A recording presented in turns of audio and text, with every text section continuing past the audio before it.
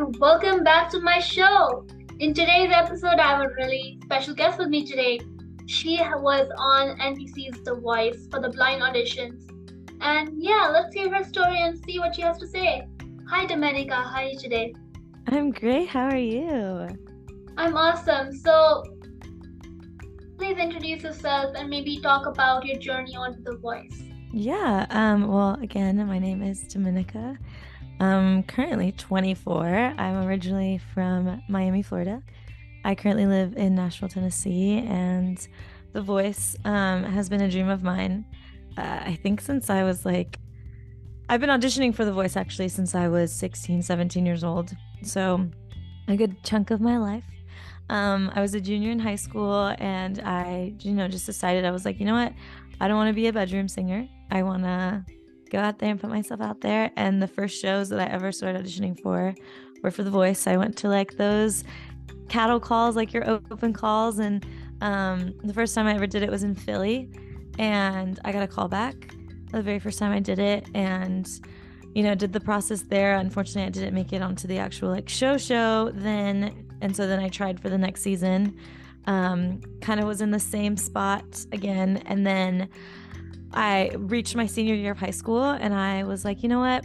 I think I want to not take any chances and graduate high school first. And then I, didn't audition for anything. I decided I was going to go to college for music and I came to Nashville because I went to Belmont University and then got scouted for other shows. I did American Idol and I did America's Got Talent. I auditioned for the judges and like the actual what you see on TV. But then the executive producers never actually showed me on TV. They didn't include me. The showbiz is really interesting, but they ended up not using me for that season. And you know what? I truly believe that when doors close, a window opens, because I was able to, in the midst of all of that, was able to write a lot and able to discover just my sound as an artist, and got to meet really incredible people. And then I had submitted something for The Voice. I had sent them a video, I'm pretty sure, and then COVID hit, and then they kind of did their whole little season of The Voice, and I never heard from them. And then randomly I got a producer reaching out to me and was like, hey, would you be interested in doing The Voice again? And I was like, yeah.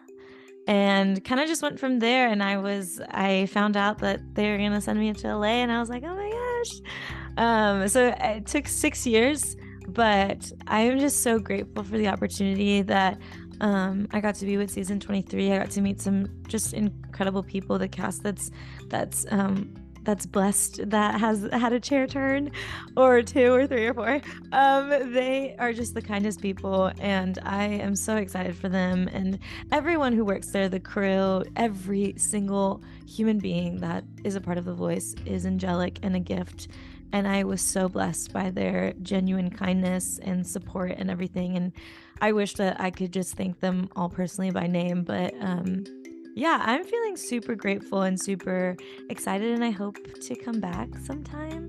So we shall see. Yeah, that's awesome. I think that's the spirit everyone should have.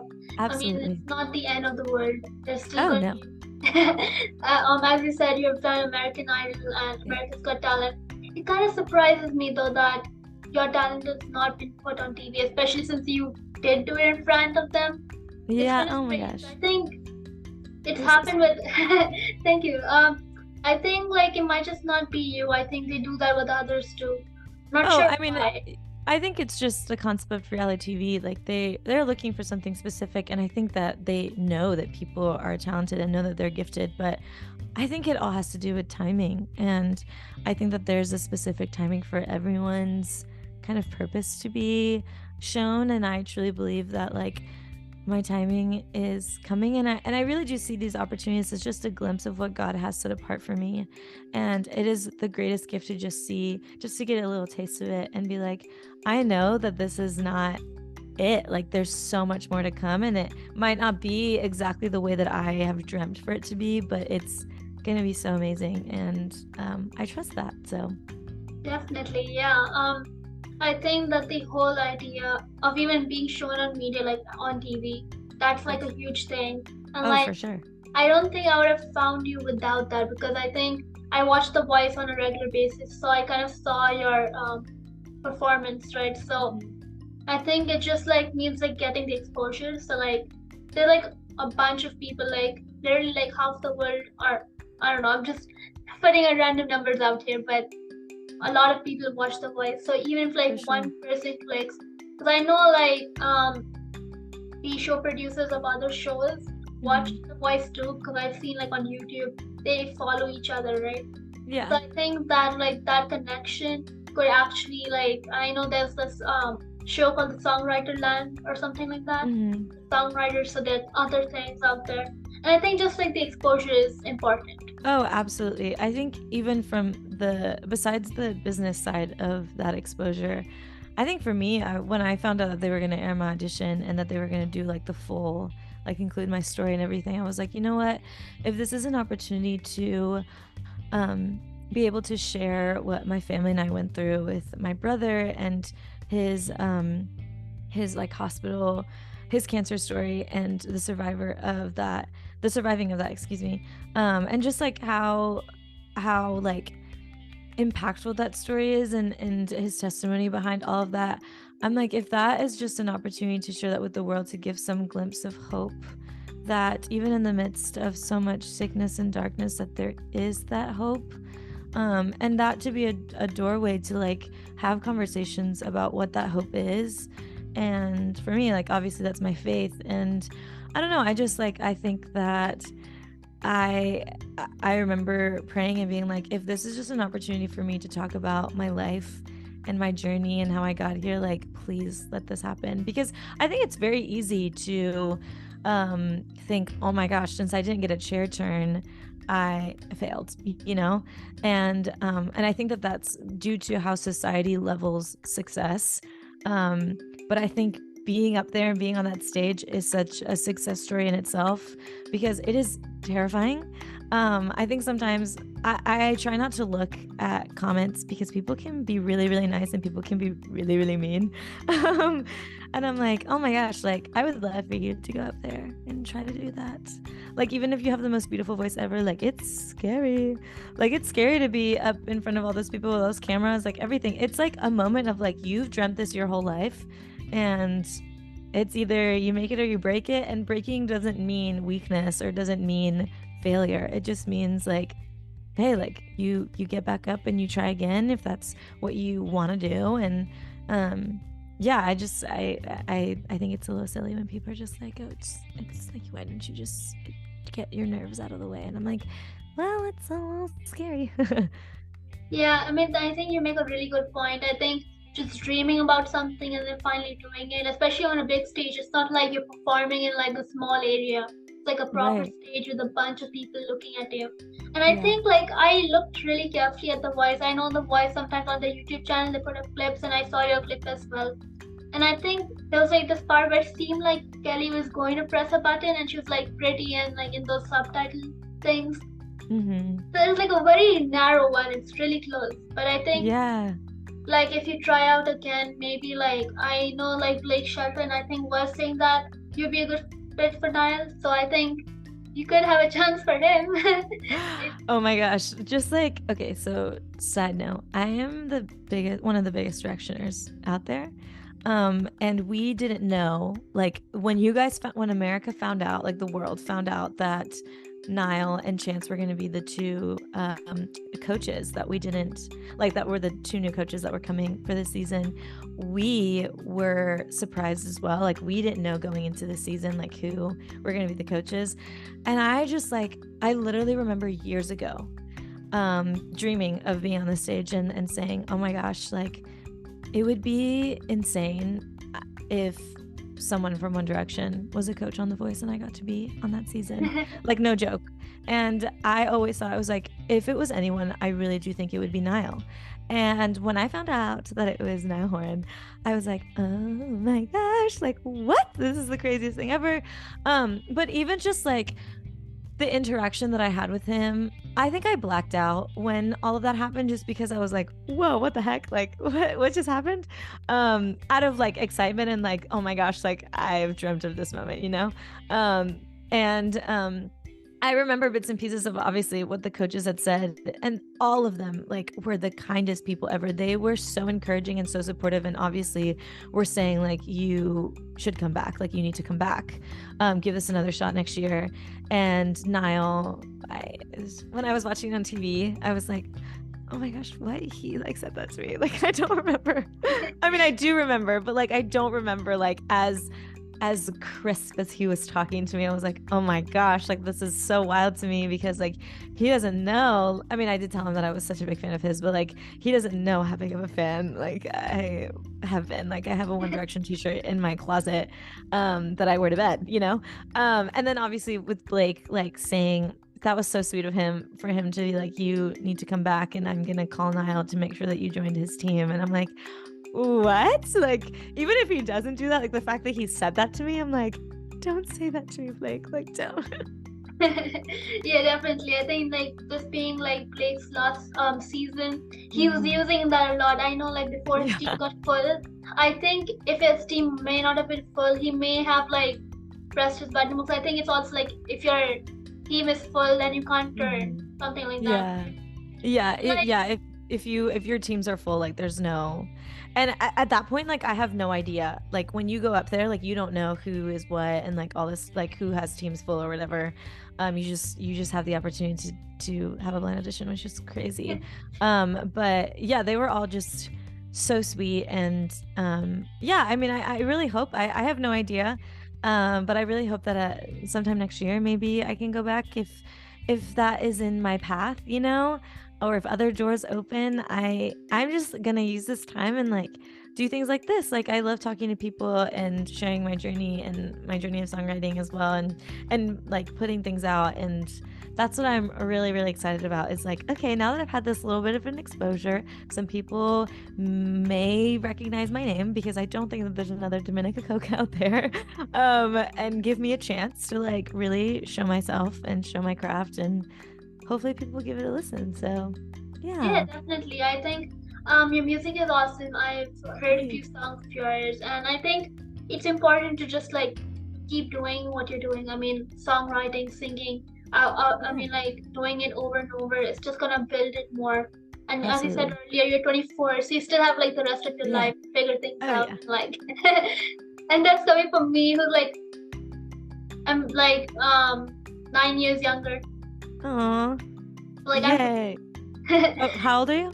15. Oh my gosh, look at you doing this though. Like I wish I was as confident and cool as you at 15. Like at 15, I was literally dreaming that I was marrying Harry Styles. So or Niall. I'll take either of them. I'm just kidding. But look at you. That's awesome. I'm very intrigued. What made you want to start doing this? Like so basically it was just like an accident. I just like started 3 years ago. I was like on my computer doing things, and then I clicked on the site. Right now, of course, I could have just clicked on the X button and come out of it, right? But I didn't. I was like, why not just start one? And then it started building, and then I ended up with 2,000 plus views from all over the world. Oh my gosh, look at you. Good for you. Congrats. Thank you so much. So I hope it continues to build for you. I know you're not I'm not interviewing you, but I just wanted to know your story. Thank you. So on to my next question. As you said, your experience talking to the judges was fun. You blacked out. But if those judges would have turned for you, who would you have chosen? If I would have had all 4 chairs turned? Oh gosh. You know, I went back and forth with this, because I think with any of them, I would have learned so much, and would have just like, oh my gosh, I don't even know how to answer that question, because a part of me is like, oh my gosh, duh, Niall. Like, why wouldn't I pick Niall? Because I love him, but I also think like I would have learned so much from Kelly. So I think it would have been between Niall and Kelly for me. They would really have to like kind of like convince me, like what you got. I don't know. I mean, I think they themselves, who they are, is convincing enough to pick one, but I think it would have been between Niall and Kelly. And then but also all 4 of them would have been wonderful. And then also Kelly's red jacket would look awesome on you, so that's another incentive. Thank you. I would have died either way. whatever I would have gotten, I would have been great. Um, so how was it like on stage? I know like stage looks big on stage. How did it feel like, even though you did not get like a like chair turn which decides, like they still turned their chairs, right, to see you Yes, later on. yes. So how was that? Did it actually make that whooshing noise, or how was it? So I think on TV, the stage looks, I mean, the stage is huge, but it's a lot smaller. It's in a lot smaller studio than you kind of think, but just you feel so small, because it's like, I think just understanding and grasping the fact that like you are on the Voice stage is mind blowing. But I think like me being on the stage, I was kind of like, I took a deep breath, which I know that they showed on TV, which I was like, oh wow, I didn't realize that they were like filming my face when I did that. Because you don't really think about the fact that there are cameras filming you. You're just like, okay, I'm come here for this moment, like I'm doing this. But yeah, it was kind of like super surreal, and I know I was singing, and the crowd is really loud, and I think that kind of freaked me out a little bit. And I couldn't really hear myself super well, which was a bummer. But and when I was singing, I was like, I was like, you know what? I just need to connect with this song. Like, I need to try it as much as I can, because I know that I can do it. And I think that I just think that the circumstances happened that were completely out of my control, I feel. And when I, finished the song and I didn't see a chair turn, I was like, you know what? In that moment, I was kind of like, dang, like that sucked.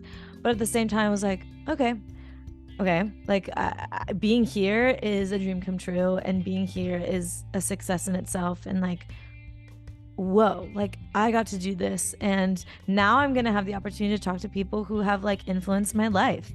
And they, like I said, they were just the kindest people ever. And they were just so genuine and so smiley and just like really cared. And of course, like there's so much that's cut out from that actually happened that they don't air on TV because of just timing and stuff. But genuinely, like they take the time to talk to you, which is crazy to me. Because I'm like, these people, like they have other people that they have to listen to, but they take the time to actually encourage you and give you advice. And like, I don't know, I just like it really proved to me, I was like, wow, like yes, this is reality TV, yes, this is like a TV show, but these people like genuinely care, and so does the crew and everything. Like I said, like these people love what they do, and I'm so grateful to have been surrounded by a community of people like that.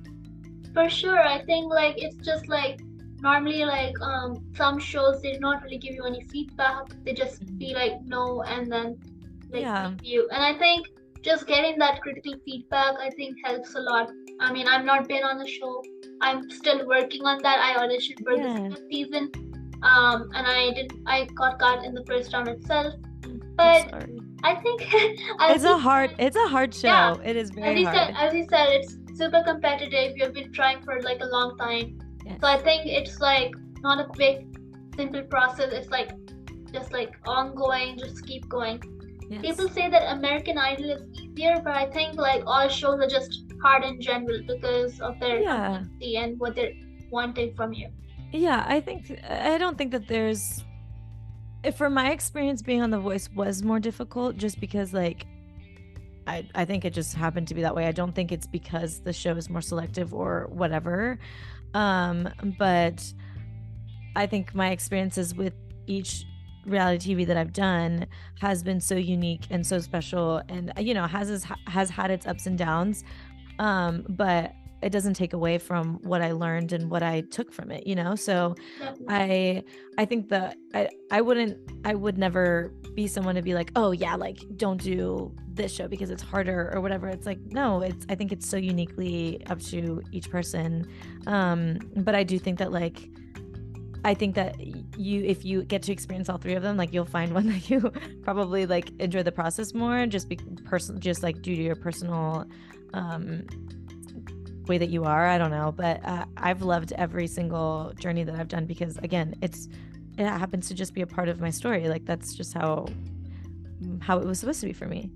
That's fantastic. So my last and final question for you is, what's next? Like, what are you planning on doing now that like you have all this time to like work on your craft and work on your singing? Yeah, absolutely. I actually am releasing a song on Friday. You're the first person to hear about this if you're besides like my producers and friends that I've worked with. It's actually a remix of a song that's already out, and it's called Sweeter, which I already have my song Sweeter out, but it's a kind of a groovier, funkier vibe to it. Thomas Payton, a friend of a friend, my producer's friend, he is actually the one who remixed it. He goes by TP3. I think that's his artist name. But he remixed it and just like kind of gave it a different life, and I'm very excited. I'm announcing it tomorrow on my socials, because it's kind of like to reel people back in to my music, because I'm actually currently writing an EP that is coming out sometime in the spring. I don't want to say a date because I don't want to kind of project that out into the world yet, because what if I don't actually get it out by then? But I am working on an EP, and it's currently 5 songs. And I'm so excited and really terrified to release this EP, just because I think it's the most vulnerable that I've ever been in my life, to people that could listen that have absolutely no idea who I am or don't know really anything about me, because I do think that I'm giving such a huge chunk of my heart in these songs. And so I think right now it's just like a lot of writing and a lot of songs. So 6 songs in the span of like a couple months and stuff, and just performing. And I'm an actress as well, so hopefully maybe booking some gigs and some acting stuff. And who knows? I just think that this is an opportunity to just like, I'm a very go person when it comes to my craft, like especially now that I'm just like, you know what, like I have the momentum is there, like use it, don't waste it. And I'm very grateful for this exposure, like I said earlier, to have been on The Voice, to then kind of like get my name out a little bit more. And yeah, just like I think growing in my socials, growing in my TikTok and growing in Instagram, like all that stuff, just like actually not something that I realized. I was like, you know what, like I have no reason to feel embarrassed about anything. Like if I want to post more singing content on my socials, like why should I be embarrassed about that? Like that's all I want to do with my life. And I think that sometimes I used to be a little shy when it came to that, just because I'm like, oh my gosh, most of my friends follow me here. Like this is weird, you know? And then I remember that I live in Nashville and it's not. But also like my social media is my social media. Like I should make it as casual or as professional as I want to make it, you know? So I think just like, yeah, like this is my time and I'm gonna try to use it all up. Definitely, and I think that's just like wonderful how you plan on doing awesome things. Good luck on your EP. Thank you. And just one quick note, obviously this is a audio podcast for those of you all listening, so you may not know what I'm talking about. But I just would like to say, this whole time I've been trying to keep this in my brain, but I cannot. You look similar to Lauren Daigle for some reason. Oh my gosh, thank you so much. That's so sweet. Wow, I love Lauren Daigle. So that is like the biggest honor. So thank you. This is the end of the episode, everyone. Thank you so much for being on the show with me today. Oh my gosh, thank you so much for having me. This was truly an honor. Thank you so much. Everyone out there who's been listening to this episode, I'll be putting Domenica's website in the show notes, so be sure to check out her music. And if you haven't seen The Voice yet, be sure to check that out and see her blind audition as well as the other episodes that are out there. If you do not have Peacock or Hulu, you can check them out on YouTube. They're shorter clips, but I'm pretty sure if you're interested in music, then that's probably good enough for you guys too. Anyways, guys, that's the end. So I'll see you all next week. Bye, guys.